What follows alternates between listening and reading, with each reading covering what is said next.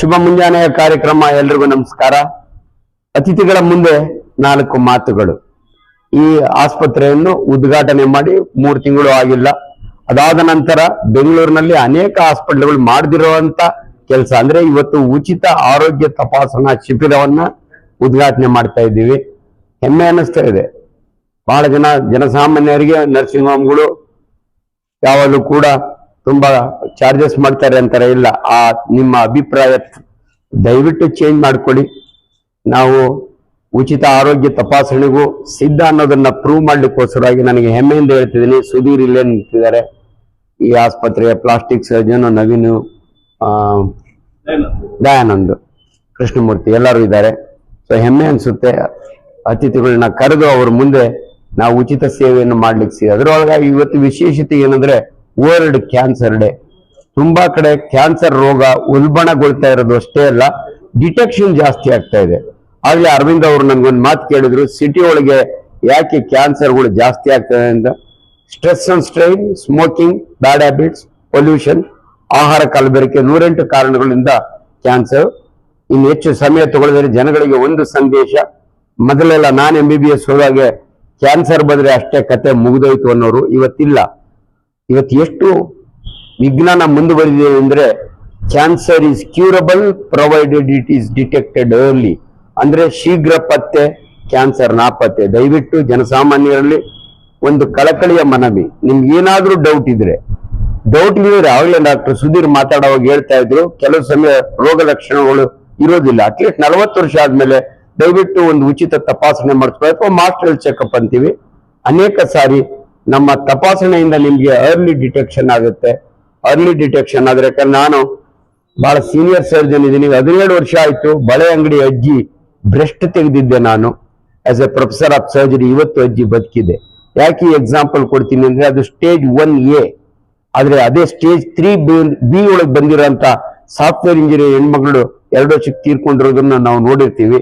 ಅದರಿಂದ ಇವತ್ತಿನ ಈ ತಪಾಸಣೆಯ ಮಹತ್ವ ಅಂದ್ರೆ ದಯವಿಟ್ಟು ನೀವೆಲ್ಲರೂ ಕೂಡ ಬೇಗ ತಪಾಸಣೆ ಮಾಡಿಸ್ಕೊಳ್ಳಿ.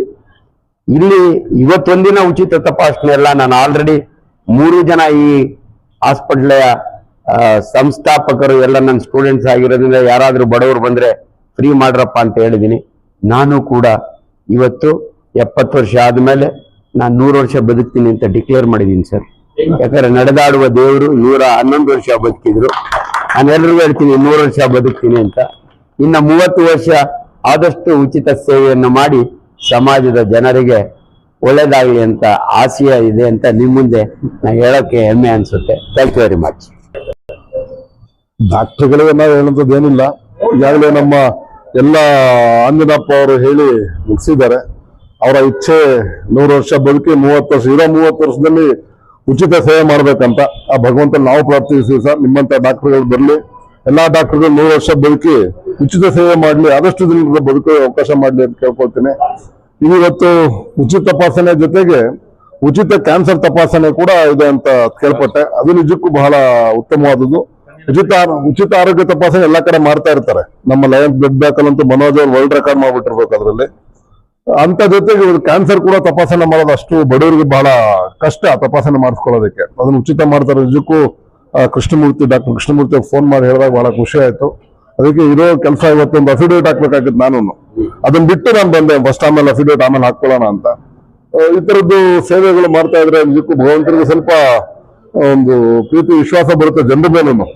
ಯಾರೋ ಎಲ್ಲದಕ್ಕೂ ದೇವರೇ ಬಂದು ಕಾಪಾಡಕ್ ಆಗಲ್ಲ. ದೇವ್ರ ರೂಪದಲ್ಲಿ ಡಾಕ್ಟರ್ಗಳು ಬಂದು ಕಾಪಾಡ್ತೀವಿ ಅನ್ನೋದಕ್ಕೆ ಹಲವಾರು ವಿಷಯಗಳು ನೋಡಿದ್ವಿ ನಾವು. ಕ್ಯಾನ್ಸರ್ ಇಂದ ರೋಗ ವಾಸಿ ಆಗಲ್ಲ ಅಂತ ಮೊದಲೆಲ್ಲ ಇತ್ತು. ಈಗ ನಮ್ ಕಣ್ಣು ಮುಂದೆ ಇದೆ. ಡಾಕ್ಟರ್ ಶಿವರಾಜ್ ಕುಮಾರ್ ಇರ್ಬೋದು, ಅಮಿತಾಬ್ ಬಚ್ಚನ್ ಇರ್ಬೋದು, ಆ ತರ ದೊಡ್ಡ ದೊಡ್ಡ ನಟರು ಮತ್ತೆ ಕ್ರಿಕೆಟ್ ಪ್ಲೇಯರ್ಸ್ ಕೂಡ ಕ್ಯಾನ್ಸರ್ ಗುಣಮುಕ್ತರಾಗಿ ಇವತ್ತು ದೈನಂದಿನ ಜೀವನ ನಡೆಸ್ತಾ ಇದ್ದಾರೆ.